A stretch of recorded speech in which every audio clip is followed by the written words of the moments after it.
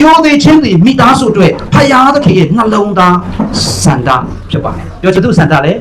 တင်စန္ဒမဟုတ်တင်ဝါသနာပါတာမပါလားမဆိုင်တင်လောက်တာမဆိုင်တာဟာဘသူရဲ့စန္ဒလေဖယားရဲ့စန္ဒဖြစ်ပါတယ်မိဘကိုရေးတော်ရိုသေစွာပြုတ်ချင်းတွေပါလေကတိတော်နဲ့ရှင်နဲ့ပရမပညာဖြစ်ပါတယ်ခရိယာလောကထဲမှာမိဘကိုရိုသေချင်းဆိုတဲ့ຢာကဘာဖြစ်နေပြီလဲပျက်စီးသွားပြီ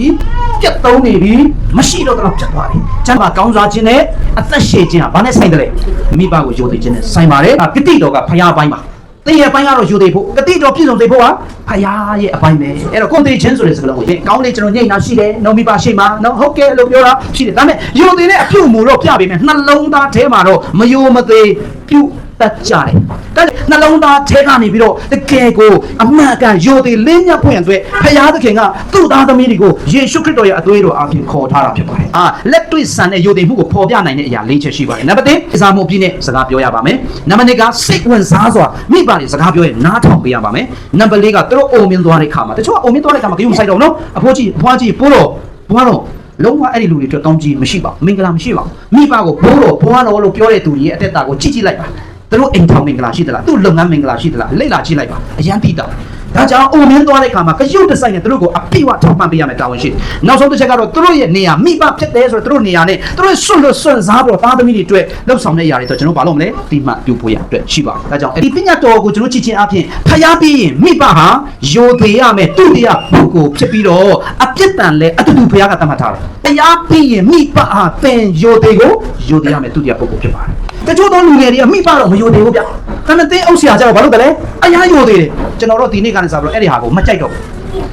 အဲ့တော့မိဘကိုကျွန်တော်မယိုသေးချင်နေပါစေမိဘကိုအရင်ယိုသေးပါဟုတ်တယ်နော်ဒါပိုရေးကြည့်ပါတယ်ဟုတ်တယ်နော်ဆရာတင်းအုပ်ဆရာကိုတင်ယိုသေးတာထက်ပိုအရေးကြီးတဲ့ຢာကမိဘကိုယိုသေးပါတချို့ကတင်းအုပ်ဆရာကိုပိုယိုသေးတယ်နာမည်ကြီးတဲ့သူတွေကိုတော့ဖျားတဲ့ဘွယ်အရန်ယိုသေးပေမဲ့မိဘကိုကျတော့ဘာမှမထင်ဘူးဒါအမင်္ဂလာဖြစ်ပါတယ်ဒါကြောင့်အသင်းတော်တွေကမိဘကိုယိုသေးရမယ်ဆိုရကိုတွန်တင်ပေးဖို့လိုပါတယ်မိဘကိုတရုတ်ဆိုင်ဆရာမလိုဘူးဆိုရယ်တွန်တင်ချက်လုပ်နေတဲ့သူရှိတယ်ဆိုတော့ဒါဟာလုံးဝလွဲသွားပြီလို့သတ်မှတ်လိုက်ပါဖျားကိုတော့ကိုးကွယ်ရမယ်မိဘကိုတော့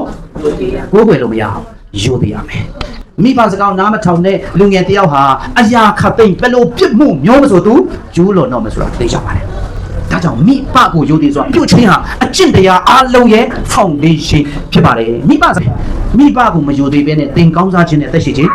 ဘုရားမပေးဘူးနော်တချို့ကကောင်းစားတဲ့တက်မရှိဘူးနော်တချို့အသက်ရှိတယ်မကောင်းစားကဲကျွန်တော်အားလုံးပါလို့ခြင်းလဲတမျိုးပဲကျွေးဆိုရင်ဖယ်ဟာကြိုက်လဲတမျိုးမှမကြိုက်ဘူးဘာပဲလို့ခြင်းလဲနှစ်မျိုးစလုံးလို့ခြင်းတယ်ဒါဆိုနှစ်မျိုးစလုံးလို့ခြင်းဘာမှမခက်ဘူးဖခင်ရဲ့တတ်မှတ်ချက်ကဘာပဲလဲမင်းကစကားမနာထောက်မိဘကိုယိုသေးစရာမလိုဘူးလို့ဖခင်ဘယ်တော့မှဘုံမကြောဟာလေလုယာဖခင်ကစီကံရှိတယ်အစင်လို့ပဲမင်းမိဘကိုမထင်မဲ့မပြုတ်လေပြဿနာမရှိဘူးမင်းဆယ်ဖို့တော့မှန်ရပြီဖခင်မပြောဘူးခင်ဗျာဘယ်လောက်ပဲဆယ်ဖို့တော့မှန်မိဘစကားနားမထောက်မိဘမယိုသေးမရပါဘူးယောမအင်ပါယာဂေါလိအင်ပါယာခေတ်ကဘယ်သူမှဖျက်လို့မရတဲ့ဥပဒေတစ်ခုရှိတယ်ဘာလို့ထင်ပါသလဲတားဖြစ်သူဟာဖခင်တဲ့ယာထူးကြီးနေပါလေစေတဲ့ထိုသားသမီးဟာမိဘပြောဆိုဆုံးမသောစကားကိုနားမထောင်ဘူးဆိုရင်ထောင်ချနိုင်တော့အခွင့်ရိတ်ပြီးတော့ဆုံးမနိုင်တဲ့ခွင့်နောက်ဆုံးတည်တံပေးနိုင်တဲ့အခွင့်အထိသတ်မှတ်ထားတဲ့ဥပဒေတစ်ခုရှိတယ်လူအခွင့်ရေးဆိုတာပြောပြမယ်နော်လူအခွင့်ရေးဆိုတာကအလုံးစုံမကောင်းပါဘူးနော်အလုံးစုံမကောင်းပါဘူးနှုတ်ကပတ်တော်နဲ့မညီပါဘူးမိဘကိုယိုသေးခြင်းဟာဖယားသခင်ကိုကိုးကွယ်ခြင်းဖြစ်ပါတယ်မိဘကိုယိုသေးဆိုတာဆက်ဆံဖို့ပြုတ်မွေ့ဖွင့်ရတဲ့ဘသူရဲ့ပြင်းထန်တဲ့အမိန့်နဲ့ဖယားရဲ့ပြင်းထန်တဲ့အမိန့်ဖြစ်ပါတယ်ဒါဆိုဖယားရဲ့အမိန့်ကိုနာမခံခြင်းသည်ဘသူကိုးကွယ်ရမရောက်ဘူးလေမကိုးကွယ်ရရောက်တယ်လေဖယားကရောမကိုးကွယ်ရရောက်တယ်ငါသဘောနဲ့ငါသက်ရှင်မယ်ငါစိတ်ကူးနဲ့ငါသွားမယ်ဒါဆိုတော့ဖယားကိုးကွယ်တာမဟုတ်မိမိကိုယ်ကိုယ်သာကိုးကွယ်ရဖြစ်လာပြီမင်းတို့ရွှေမစွဲနိုင်ရင်လည်းပဲတဲ့အဖိတ်စကားနားထောင်ပါအမေပြောတဲ့တရားဥပဒေစီကနေကိုလည်းနားထောင်ပါဒါဆိုရင်အဲ့ဒီအဖေမေစကားကိုနားထောင်ခြင်းအမြင့်အတွက်ဘာဖြစ်လာမလဲအောင်မြင်ခြင်းဥယျာဉ်ဖြစ်လာမယ်မင်းအတွက်အတရေတင့်တယ်လေဆွဲဖြစ်လာမယ်အမေစကားလည်းနားထောင်ပါအဖေစကားလည်းနားထောင်ပါအဖေစကားနားထောင်တယ်လို့အမေစကားလည်းအဲ့တော့ဘယ်တရားကိုပူယူတင်ကောင်းလဲမိဘနှစ်ယောက်တည်းမှာဘယ်သူကိုပူယူတင်ကောင်းလဲဘယ်သူကမှပူယူတင်လို့မရတယ်တော့ဘယ်သူကမှရှော့လို့မရဘူးဘုရားတကယ်ဘယ်လိုပြောတယ်လဲအင်္ဂလိပ်လို့ဆို honor your father and mother အင်္ဂလိပ်မြန်မာလိုဆိုပါလေမိဘကိုယုံကြည်စွာပြုပါကောင်းတယ်နော်မြန်မာလိုပို့တိုးတယ်နော်နှစ်ယောက်စလုံးပါတယ်မိဘနှစ်ယောက်စလုံးပြတယ်တစ်ယောက်ကိုကျွန်တော်ပက်လိုက်လို့မရဘူးမင်းအဖေစကားကိုမင်းနားထောင်ရင်မင်းကောင်းစားမယ်ကျန်းစာလုံးဝမပြောမင်းအမေစကားပဲနားထောင်ဖေကိုရုပ်ဆိုင်ဆက်မလို့မင်းကောင်းစားမယ်လုံးဝမပြော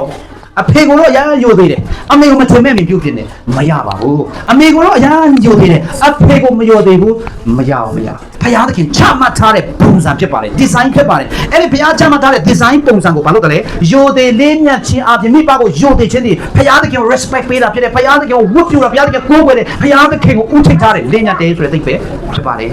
်ယေရှုကမိဘစကားနားထောင်လားယေရှုဒီလေအစဉ်တိုင်းကြီးရွယ်ပညာတိုးပွားလေဖယားရှိဟုတ်ပြီဖယားရှိလူရှိမှမျက်နှာရတာအရင်လာကြလားမိဘစကားနားထောင်တာအရင်လာလားမိဘစကားနားထောင်ပြီးမှဖယားရှိမိဘစကားနားမထောင်လဲမင်းပညာဒီတအားတော်တတ်လာလို့ဆိုရင်တော့ဖယားရှိလူရှိမျက်နှာရပဲ no မရပါဘူးမိဘကထိုင်ဆိုထိုင်နေထားဆိုထားတယ်အမှန်တော့သူကညာ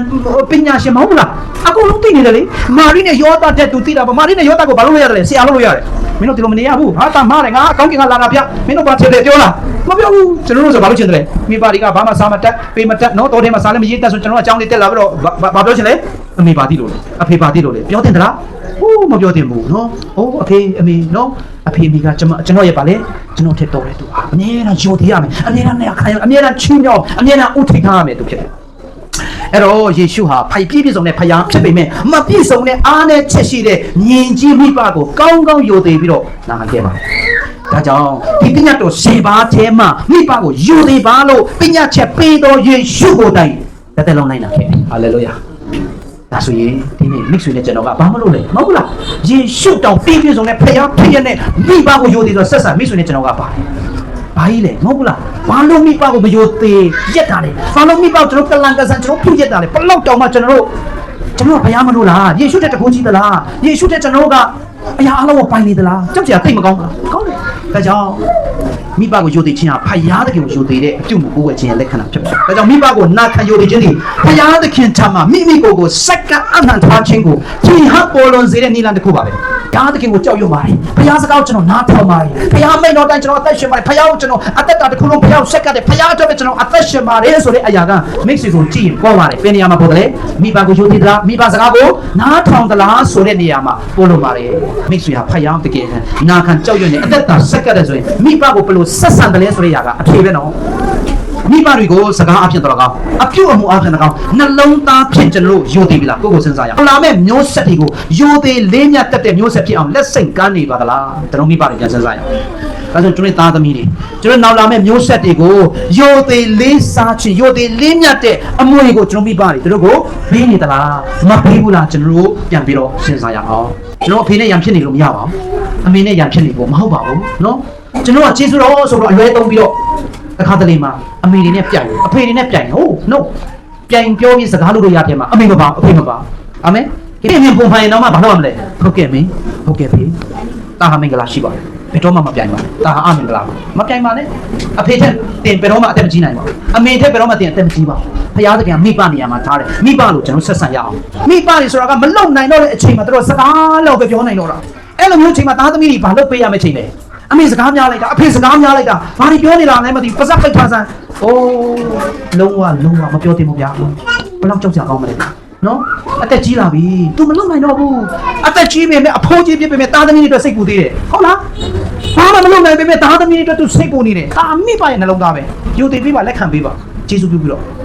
အဖေဦးကြီးအမေဦးကြီးစကားများလိုက်တာဘယ်တော့မှမိတ်ဆွေမပြောမိပါစေနဲ့ဒါကျွန်တော်တို့လုံးဝမင်္ဂလာမရှိဘူးဖခင်ရဲ့လူမျိုးအတိုင်းဝိုင်းထဲမှာဖခင်ကအဲ့လိုမျိုးသူ့သားသမီးတွေကိုမမြင်ချင်ဘူးဒ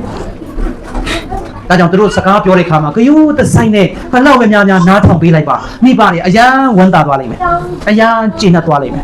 အဖေဘာပြောစရာရှိတယ်အမေဘာပြောစရာရှိတယ်ပြောတော့သမီးနားထောင်ပေးမယ်အဲ့ဒီမိဘကမိတ်ဆွေကိုလေအသက်ထွက်တဲ့အထိကောင်းကြည့်ပေးလိမ့်မယ်ငါမြင်ဖခင်ကောင်းကြည့်ပေးပါစေငါသမီးဖခင်ကောင်းကြည့်ပေးပါစေငါသားဖခင်ကောင်းကြည့်ပေးပါစေနှလုံးသားထဲလိုက်လဲသူတို့ကောင်းကြည့်ပေးသွားလိမ့်မယ်ဘယ်တော့မှစကားများတယ်မပြောမိစေဒီနေ့ကျွန်တော်မိဘကိုကျွန်တော်ဆက်ဆံခဲ့ရတဲ့အားလုံးကကျွန်တော်အသက်မကုန်ခင်မှာကျွန်တော်တို့လည်းအလှည့်ရောက်တယ်ရောက်ကိုရောက်တယ်အဲ့တော့မိတ်ဆွေရောက်မယ်ဆိုတာသိရင်အခုချိန်မှာမိဘရှိသေးရင်အကြီးကျယ်တောင်းပါမယ်နောက်တရပါ I'm sorry အဖေကျွန်တော်ရမ်းပါတယ်ကျွန်တော်ပြောခဲ့တဲ့ຢာတွေအတွက်သမီးကိုပြန်မကြည့်ချင်ဘူးသမီးခွင့်လွှတ်ပေးပါကောင်းကြီးပြန်ပေးပါလို့ဆုတောင်းပါအဖေမိရှိမှတောင်းခံတယ်တဲ့အတွက်အိုမင်းနေတဲ့အဖေမိကိုတတ်နိုင်သမျှအယူဆိုင်ပြီးတော့ထောက်ပံ့ပါအိုသွားပြီ तू မလောက်နိုင်တော့ဘူးတင့်ကြောက်အိုသွားတာပါတဲ့အတွက် तू ရှင်တန်ရင်နဲ့အိုသွားပြီတခါလေတဲ့အတွက်မလုံချင်တဲ့လုပ်နေတော့လောက်ရလောက်တယ်အဆက်ခွဲရတဲ့အလုပ်တွေ तू လုပ်ခဲ့ရပြင်ပမှာဘယ်လောက်ထိအနှိမ်ခံရမလဲသူများတွေရှိမှဘယ်လောက်မျက်နှာငယ်ရမလဲသိမသိပါဘူးသိဘူးအဲကြောင့်မိဘတွေဆိုတာကသားသမီးတို့စဉ်းစားရင်ပေးစားရင်နဲ့အိုမင်းတို့တင်ချိုင်းကုန်းကိုရောက်သွားကြဒါပေမဲ့သူတို့ တိအတွက်အိုမင်းရင့်ရော်လာတဲ့အဖေမေကိုတန်နိုင်သမျှလူနေသေးမရှိသူတို့ကရုစိုက်ပါထောက်ပါမှာဒါဟာတဲ့အတွက်ကြီးစွာသောပဋိတော်နဲ့ရှင်နေရဖြစ်ပါနောက်ဆုံးမိဘဖြစ်တယ်ဆိုတဲ့အရာနဲ့သူတို့စွန့်စားခဲ့တဲ့အရာတွေကိုအသိမှပြုတ်ပေးပါတပြောပါအဖေကျေးဇူးတင်အမေကျေးဇူးတင်တယ်ဒီအသက်ရွယ်ကြည့်ဒါကိုပြုစုလာတာကြည့်ရှုလာပင်ပန်းလာခဲ့တာကျေးဇူးတင်တယ်နော်မိဘဆိုတာကသားသမီးတွေယိုသေးအော်ငါသမီးကငါ့ကိုဂရုစိုက်တယ်ငါ့ကိုယိုသေးတယ်တင်လောက်ခံစားရမိဘတွေအရင်ကျင်တယ်သူတို့ကသားသမီးတွေရှိရဘယ်တော့မှရွှေတိုင်းလောင်းငွေတောင်းလောင်းနေမျောမှာမဟုတ်ဘူးဂရုစိုက်တယ်နားထောင်တယ်မိဘကိုတိတတ်တယ်တင်လောက်ဆိုမိဘတွေအရင်ကျင်တယ်